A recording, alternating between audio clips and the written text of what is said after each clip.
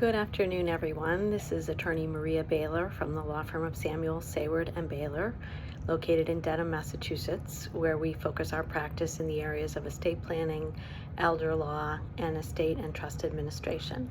Welcome to this week's edition of Smart Counsel for Lunch. Today we're going to talk about funeral and burial instructions.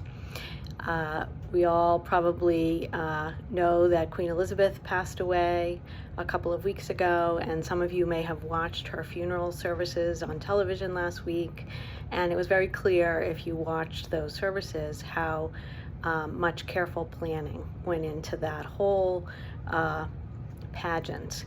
The processions, the people being in the right place at the right time, marching in step, the horses, the whole situation. It was really something to see, and it got me thinking about how it's important for everyone to plan their funeral and burial.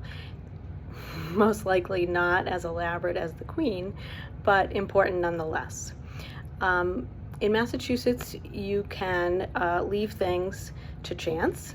You can say, and many people do tell me, my family knows where I want to be buried. My spouse is buried in that cemetery. There's a plot right next to them for me, or our family has a plot, and everybody knows that's where I'm going to go. And if that's the situation, that's fine, and there's really no need to make any specific instructions or write them down in any way. But there are some circumstances where writing down your funeral or burial instructions is important. One of those situations is if you want something done that you don't think would be what your family would expect or what your family would do, absent specific instructions. For example, if you would like a green burial, which is an environmentally friendly burial, which can be done in certain ways and in certain places, but not others, you want to be very specific about that. If you would like to be cremated rather than buried, it's important to make your wishes known.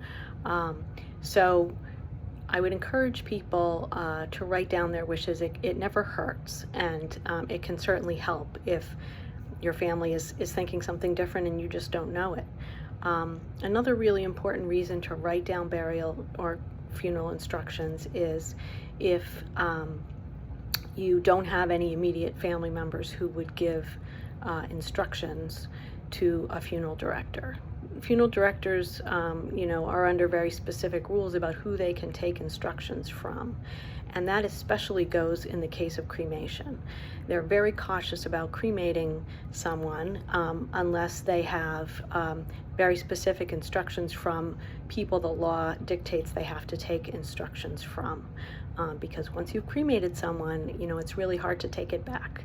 And if somebody shows up and says, that person didn't want to be cremated, they wanted to be buried, you can't undo that.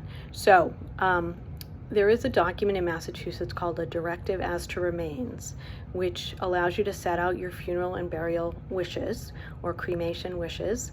And the law says that the person who's named in your will as the personal representative, even if they have not yet been appointed by the court, has the authority to carry out those written instructions about funeral and burial.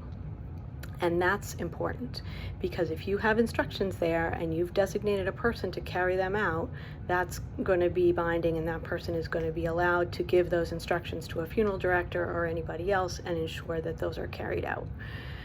So I would encourage anyone who has wishes that might be a little different or a little contrary to what their family members might think, or just wants to make sure things are done the way they want them done, to create a directive as to remains. That's something we typically ask clients about it when we're creating their estate plan documents, but you can always give a call and have that document created, independent from anything else that we're doing for you.